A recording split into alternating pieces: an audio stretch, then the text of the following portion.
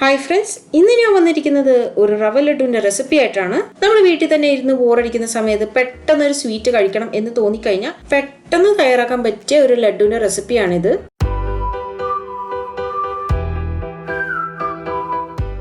അതുപോലെ തന്നെ ഈ ഒരു സമയത്ത് നമുക്ക് പുറത്തുനിന്ന് സ്വീറ്റ്സ് മേടിച്ച് കഴിക്കാനും ഭയമുണ്ടാവും. അപ്പൊ അങ്ങനെയുള്ളവർക്ക് വേണ്ടിയാണ് ഞാൻ ഈ റെസിപ്പി പങ്കുവെക്കുന്നത്. ഈ ഒരു റവ ലഡു ആർക്ക് വേണമെങ്കിലും എങ്ങനെ വേണമെങ്കിലും ചെയ്യാം. പക്ഷെ അത് പെർഫെക്റ്റ് ആയിട്ട് പുറത്തുനിന്ന് കിട്ടുന്ന പോലെ ചെയ്യണം. അങ്ങനെയുള്ളതാണ് എല്ലാവരും കഴിക്കാൻ ആഗ്രഹിക്കുന്നതും. ഈ ഒരു ലഡു ചെയ്തെടുക്കാനായിട്ട് നമുക്ക് ഷുഗർ സിറപ്പിന്റെ ആവശ്യമൊന്നുമില്ല.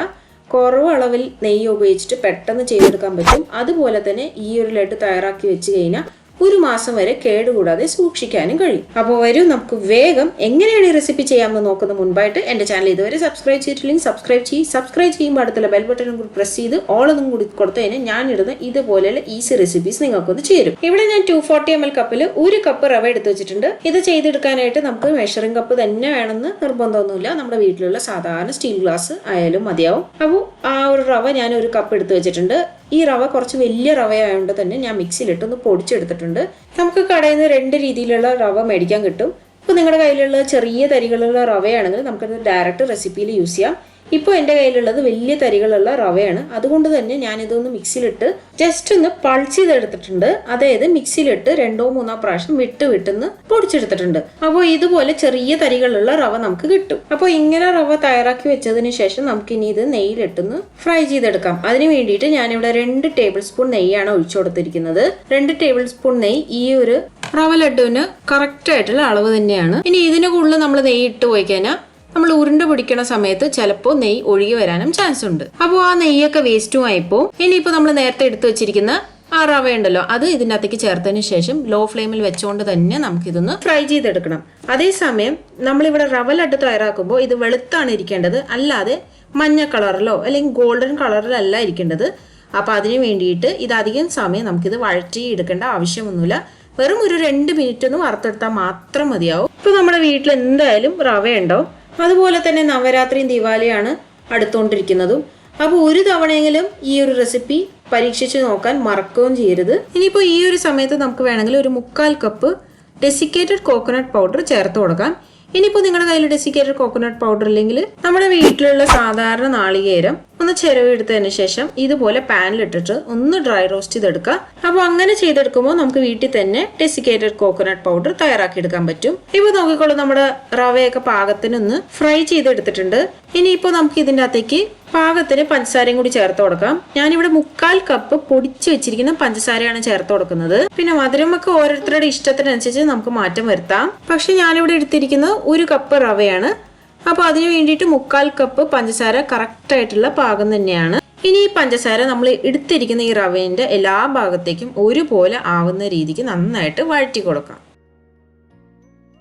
ഇനി നമ്മുടെ ലഡുവിന് നല്ലൊരു വാസനയ്ക്ക് വേണ്ടി ഞാനിവിടെ ഒരു 1/2 ടീസ്പൂൺ ഏലക്ക പൊടിയാണ് ചേർത്ത് കൊടുക്കുന്നത്. വെറും 4 ഏലക്ക 1 സ്പൂൺ പഞ്ചസാര ഇട്ടതിന് ശേഷം മിക്സിയിലിട്ടൊന്ന് പൊടിച്ചെടുത്താണ്. ഇനി ഈ ഏലക്കയുടെ മണം എല്ലാവർക്കും ഇഷ്ടപ്പെടണമെന്ന് നിർബന്ധമൊന്നുമില്ല. അപ്പൊ അങ്ങനെയുള്ളവർക്ക് ഇത് അവോയ്ഡ് ചെയ്യാം. പകരം വെറും റവയും പഞ്ചസാരയും നെയ്യ് വെച്ച് മാത്രം നമുക്ക് ചെയ്തെടുക്കാൻ പറ്റും. ഇനി അടുത്തായിട്ട് ഇതിൻ്റെ അകത്തേക്ക് നമുക്ക് 1/4 കപ്പ് കാച്ചി വെച്ചിരിക്കുന്ന ചൂടായ പാലാണ് ചേർക്കേണ്ടത്.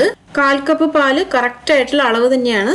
ഇതിലും കുറവ് ചേർത്ത് കഴിഞ്ഞാൽ നമ്മുടെ ലഡുവിന് കറക്റ്റ് ആയിട്ടുള്ള ടേസ്റ്റ് കിട്ടത്തില്ല. അത് മാത്രമല്ല, ഇതിലും കൂടുതലും ചേർത്ത് പോയി കഴിഞ്ഞാൽ ഇത് ഉരുണ്ട പിടിക്കാനും പറ്റത്തില്ല. ഇനി ഇവിടെ വരേണ്ട ഒരു സംശയം, ഞാൻ ആദ്യം പറഞ്ഞതുപോലെ ഇത് 1 മാസം വരെ കേടുകൂടാതെ സൂക്ഷിക്കാൻ പറ്റും. പക്ഷെ ഇതിൻ്റെ അകത്തേക്ക് പാല് ചേർത്തിട്ടുണ്ടല്ലോ, അപ്പോൾ ഇത് ചീത്തായി പോകാനുള്ള സാധ്യതയില്ലേ? ഉറപ്പായിട്ടും ഇല്ല. കാരണം നമ്മൾ ഇതിൻ്റെ അകത്തേക്ക് ചൂടായിരിക്കുന്ന പാല് ചൂടായി കിടക്കുന്ന റവയിലോട്ടാണ് ചേർക്കുന്നത്. അതും വളരെ കുറഞ്ഞ അളവിലാണ് നമ്മൾ ചേർക്കുന്നത്. അതുകൊണ്ട് ഉറപ്പായിട്ട് ഇത് ചീത്തായി പോകാൻ സാധ്യതയില്ല. ഇനിയിപ്പോൾ നമ്മുടെ റവ ലഡുവിന് ലേശം കളർ വേണം എന്ന് തോന്നിക്കഴിഞ്ഞാൽ നമ്മൾ ആദ്യം പാല് ചേർക്കുന്ന ആ സമയത്ത് കുറച്ച് മഞ്ഞപ്പൊടിയോ അല്ലെങ്കിൽ പെർമിറ്റഡ് ഫുഡ് കളറും കൂടി അതിൻ്റെ കൂടെ ചേർക്കാവുന്നതാണ്. ഇനിയിപ്പോൾ നമ്മുടെ ഫ്ലെയിം ഒന്ന് ഓഫ് ചെയ്ത് കൊടുത്തതിന് ശേഷം ഇത് കുറച്ച് സമയം ഒന്ന് തണിഞ്ഞു കിട്ടാനായിട്ട് നമുക്ക് വെയിറ്റ് ചെയ്യണം. മുഴുവനായിട്ട് തണിഞ്ഞു കിട്ടേണ്ട ആവശ്യമൊന്നുമില്ല. ചെറിയൊരു ചൂടുണ്ടാവണം, എന്നാലേ നമുക്കിതൊന്ന് ഉരുണ്ട പിടിച്ചെടുക്കാൻ പറ്റത്തുള്ളൂ. ഇനി ഇതിലേക്ക് ഞാൻ നേരത്തെ നെയ്യിൽ വറുത്ത് വെച്ചിരിക്കുന്ന കശുവണ്ടിയും ബദാമാണ് ചേർത്ത് കൊടുക്കുന്നത്. ഇനി ഇതിലേക്ക് നമ്മൾ ചേർക്കുന്ന നട്ട്സും മുന്തിരിയും എല്ലാം ഓപ്ഷനിലാണ്. അതൊക്കെ ഓരോരുത്തരുടെ താല്പര്യത്തിനനുസരിച്ച് എത്രയെന്ന് വെച്ചാൽ നമുക്ക് ചേർക്കാം. ഇനി പൊതുവെ എല്ലാവരും റവ ലഡുവിലേക്ക് ആദ്യമേ തന്നെ നട്ട്സും മുന്തിരിയൊക്കെ ചേർത്ത് കൊടുക്കാറുണ്ട്. പക്ഷെ ഞാൻ അവസാനമേ ചേർക്കുന്നുള്ളൂ. കാരണം ഇതിൻ്റെ ക്രഞ്ചിനെസ് ഒന്നും നഷ്ടപ്പെടാതെ ഇരിക്കാൻ വേണ്ടിയിട്ടാണ് ഞാൻ അവസാനം ഇതുപോലെ ചേർത്ത് കൊടുക്കുന്നത്. ഇനി നമ്മുടെ റവയുടെ കൂട്ട് ലഡ്ഡു ആക്കി തുടങ്ങാം. അതിന് വേണ്ടിയിട്ട് ഞാനിവിടെ ഉള്ളം കൈയിലേക്ക് ലേശം നെയ്യ് പുരട്ടി കൊടുത്തിട്ടുണ്ട്. അല്ലെങ്കിൽ പിന്നെ നമ്മളിത് ലഡ്ഡു ആക്കുന്ന സമയത്ത് നമ്മുടെ കയ്യിലൊക്കെ ഇത് ഒട്ടിപ്പിടിക്കുകയും ചെയ്യും. അപ്പോൾ അതിൻ്റെ പേരിലാണ് നെയ്യ് ലേശം പുരട്ടി കൊടുക്കുന്നത്. ഇനിയിപ്പോൾ നമുക്കിത് ഇഷ്ടമുള്ള സൈസിൽ തന്നെ റവ ലഡ്ഡൂസ് എല്ലാം തയ്യാറാക്കി എടുക്കാം. ഇനി ഈ ലഡ്ഡൂസൊക്കെ ഉരുട്ടിയെടുക്കുന്ന സമയത്ത് അത്യാവശ്യം നന്നായിട്ട് പ്രസ് ചെയ്തിട്ട് തന്നെ ഉരുട്ടിയെടുക്കാൻ ശ്രമിക്കുക. എന്നാലേ നമുക്ക് നല്ല ഷേപ്പുള്ള ലഡ്ഡൂസ് തയ്യാറാക്കിയെടുക്കാൻ സാധിക്കുള്ളൂ. പൊതുവേ നമ്മൾ ഈ കമേഴ്ഷ്യൽ പേർപ്പസിനൊക്കെ ലഡ്ഡു തയ്യാറാക്കിയെടുക്കുന്ന സമയത്ത് ഷുഗർ സിറപ്പിലൊക്കെ ഇട്ടിട്ടാണ് ഈ ലഡ്ഡൂസൊക്കെ നമ്മൾ ഉരുട്ടിയെടുക്കാറ്. പക്ഷേ നമ്മളത് വീട്ടിൽ തന്നെ തയ്യാറാക്കുന്ന സമയത്ത് എങ്ങാനും ആ പാവ് കറക്റ്റായിട്ട് കിട്ടിയില്ലെങ്കിൽ നമ്മുടെ ഈ റവ ലഡ്ഡു കറക്റ്റായിട്ട് ഉരുട്ടാനും കിട്ടത്തില്ല. പക്ഷെ ഞാനിന്ന് കാണിച്ചിരിക്കുന്ന ഈ ഒരു മെത്തേഡ് ഫോളോ ചെയ്ത് കഴിഞ്ഞാൽ വളരെ പെട്ടെന്ന് തന്നെ നമുക്ക് റവ ലഡ്ഡു വീട്ടിൽ തന്നെ തയ്യാറാക്കി എടുക്കാൻ സാധിക്കും. ഈ ലഡ്ഡു തയ്യാറാക്കുമ്പോൾ ശ്രദ്ധിക്കേണ്ട ചെറിയ കാര്യങ്ങൾ മാത്രമേ ഉള്ളൂ. ആദ്യം നമ്മൾ നെയ്യ് ഇടണതിൻ്റെ അളവ്, രണ്ടാമതായിട്ട് നമ്മൾ റവ വറുത്തെടുക്കുന്നതിൻ്റെ പാകം, മൂന്നാമതായിട്ട് നമ്മൾ ഉരുട്ടുന്ന സമയം. അപ്പോൾ ഈ 3 കാര്യങ്ങളും കൂടി ശ്രദ്ധിച്ചു കഴിഞ്ഞാൽ നിങ്ങൾക്കും നല്ല രീതിക്ക് തന്നെ ലഡ്ഡു നല്ല പെർഫെക്റ്റ് ആയിട്ട് തന്നെ ചെയ്തെടുക്കാൻ സാധിക്കും.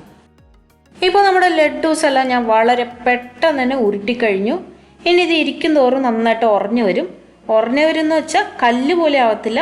ഇത് നമ്മൾ പാലൊക്കെ ചേർത്തേക്കുന്നുണ്ട്, അല്പം മയം ഉണ്ടാവും, അതായത് സോഫ്റ്റ് ആയിരിക്കും അകത്ത്, എന്നാൽ പുറമെ ഒന്ന് ഉറഞ്ഞു കിട്ടിയിട്ടുണ്ടാവും. അപ്പോൾ ഇനി വീട്ടിൽ ബാക്കി റവ വന്നു പോയാൽ ഇതുപോലെയുള്ള ലഡ്ഡൂസ് ട്രൈ ഔട്ട് ചെയ്യാൻ മറക്കരുത്.